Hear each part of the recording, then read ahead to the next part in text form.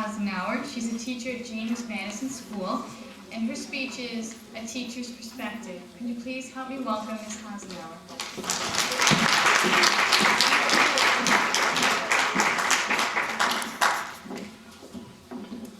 Good evening. I almost regret having to speak after the contestants, making me a little nervous. 2 years ago, I was asked to attend a conference on public speaking to see if I was interested in incorporating it into my curriculum. I was told it was a wonderful way to enhance any program at any level. Being a teacher, I was always interested in new ideas. For public speaking, a Toastmasters program. As an adult, the idea of speaking makes the hair on my head stand up straight.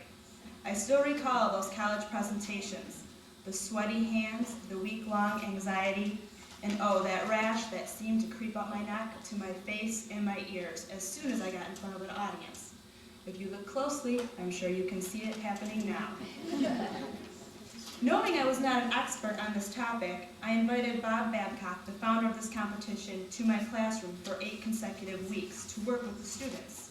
I figured the least I could do for them was save them some anxiety as adults and teach them some of the components that they would need to be effective oral communicators.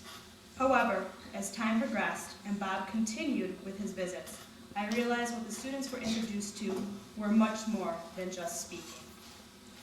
First, in order to give a speech, one must be prepared. Therefore, after a student picks a subject, an outline must be written. The writing process calls this a pre-writing piece.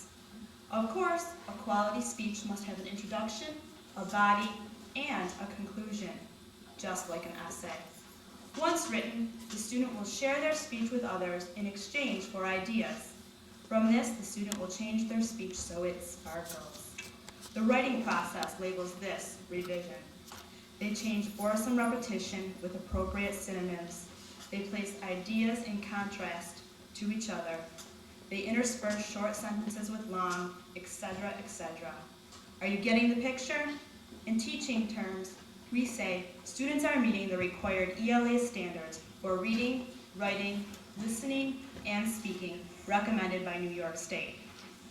Secondly, it is our goal to prepare students to be effective leaders in the future. Effective leadership arises from effective oral communication. Effective oral communication comes through practice. Incorporating public speaking in the learning process allows students to share whatever visions they may have. Furthermore, it prepares them, whatever the arena it may be, whether it is church, school, a job, a relationship, to make their vision compelling enough to be heard, to really be heard, and to be followed.